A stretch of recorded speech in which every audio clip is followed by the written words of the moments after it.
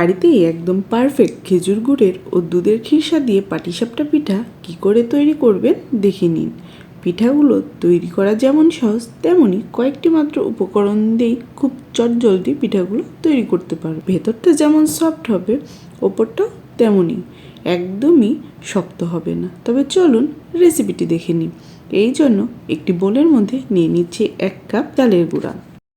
আপনারা চাইলে এখানে ভেজা চালের গুঁড়াও ব্যবহার করতে পারবেন। দিয়ে নিচ্ছি 1/2 কাপ আটা। এখানে আটা দিলে পাটিসাপটা পিঠাটি অনেকটাই সফট হবে। স্বাদের জন্য দিয়ে নিলাম 1 চামচ লবণ, আর দিয়ে নিচ্ছি 2 চামচ গুঁড়া দুধ, যেটা আমার স্কিপ হয়ে গেছে। 1 কাপ খেজুরের গুড় দিয়ে নেব। এখন অল্প অল্প করে জল দিয়ে একটি পারফেক্ট ব্যাটার তৈরি করে নেব। ব্যাটারটি যত ভালোভাবে পারফেক্ট হবে, পাটিসাপটা পিঠা ততটাই সফট হবে। এখানে আমার 1/2 কাপেরও কম জল লেগেছে। অবশ্যই অল্প অল্প করে জল দিয়ে ব্যাটারটি তৈরি করে নিতে হবে। এখানে ব্যাটারটি এমনভাবে তৈরি করতে হবে যেন ব্যাটারটি খুব বেশি ঘন বা খুব বেশি পাতলা না হয়। এখন রেস্টে রেখে দেবো আধা ঘন্টার জন্য। এই ফাঁকে পুরটি তৈরি করে নেব। এখানে আমি 1 কেজি দুধ ভালো করে জাল দিয়ে ঘন করে নিয়েছি।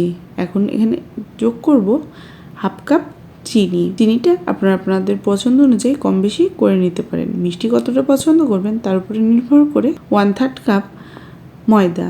এখানে ময়দা অ্যাড করলে খুব সহজেই খিরসাটি পারফেক্টভাবে তৈরি হয়ে যাবে। খুব অল্প সময়ের মধ্যে আমার পাটিসাপটার খিরসা বা পুর তৈরি হয়ে গেছে। দেখতেই পাচ্ছেন কতটা পারফেক্টভাবে আমি দুধের খিরসা তৈরি করে নিয়েছি। এখন আমি চুলা থেকে নামিয়ে নেব। আধা ঘন্টা পরে আপনাদের দেখাচ্ছি। আপনাদের হাতে যদি সময় থাকে তাহলে আধা ঘন্টার বেশি বা 1 ঘন্টাও এই ব্যাটারটি রেস্টে রেখে দিতে পারবেন। একদম পারফেক্টভাবে পাটিসাপটা পিঠার জন্য ব্যাটার তৈরি হয়ে গেছে। এখন একটি প্যানের মধ্যে সামান্য পরিমাণ তেল ব্রাশ করে পাটিসাপটা পিঠাগুলো তৈরি করে নেব। এইভাবে তেল ব্রাশ করে নিলে নিচে লেগে যাওয়ার সম্ভাবনা কম থাকবে।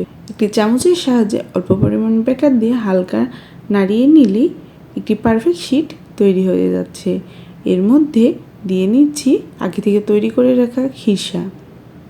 এখন আলতো হাতে উল্টিয়ে একটি শেপ দিয়ে নিলেই তৈরি হয়ে যাবে পারফেক্ট গুড়ের পাটিসাপটা পিঠা। দেখতেই পাচ্ছেন প্যান থেকে কত সুন্দর ছেড়ে উঠে যাচ্ছে এবং একদমই লেগে যাচ্ছে না। গুড়ের জন্য পাটিসাপটা পিঠার কত সুন্দর একটি কালার এসে গেছে। এখানে আমি কোনো ধরনের এক্সট্রা কালার ব্যবহার করিনি। একটি পাটিসাপটা পিঠা তৈরি হয়ে গেছে। এখন এই একইভাবে সবগুলো পাটিসাপটা পিঠা তৈরি করে নেব। আশা করি আমার আজকের এই গুড়ের পাটিসাপটা পিঠা আপনাদের কাছে অনেক ভালো লাগবে। যদি ভালো লাগে অবশ্যই আমার চ্যানেলটি সাবস্ক্রাইব করে রাখবেন এবং পাশে থাকা বেল আইকনটি ক্লিক করে রাখবেন। এতে করে আমি ভিডিও দেওয়ার সাথে সাথে আপনাদের কাছে খুব সহজেই নোটিফিকেশনগুলো চলে যাবেন। এখন সবগুলো পাটিসাপটা পিঠা আমি সার্ভ করে নিচ্ছি। সবগুলো পাটিসাপটা পিঠা একই কালারের এবং একই শেপের হয়েছে। এইভাবে পাটিসাপটা পিঠা তৈরি করলে খুব সহজেই তৈরি হয়ে যায় এবং বাড়িতে ছোট থেকে বড় সবাই অনেক পছন্দ করবে।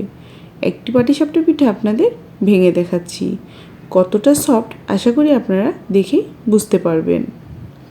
এই দুধের খিরসা ভর্তি গুড়ের পাটিসাপটা পিঠাটি মুখে দেওয়ার সাথে সাথে একদমই মিলিয়ে যাবে। আপনাদের যদি কোনো রেসিপি রেকমেন্ডেশন থাকে অবশ্যই আমাকে কমেন্ট বক্সে জানাবেন। আমি চেষ্টা করব সেই রেসিপিটি আপনাদের তৈরি করে দেখানোর জন্য। আর আজকের রেসিপি সম্পর্কে কোনো ধরনের প্রশ্ন থাকলে সেটিও আমাকে কমেন্ট বক্সে জানিয়ে যাবেন। আমি চেষ্টা করব সেই প্রশ্নগুলোর উত্তর দেওয়ার জন্য।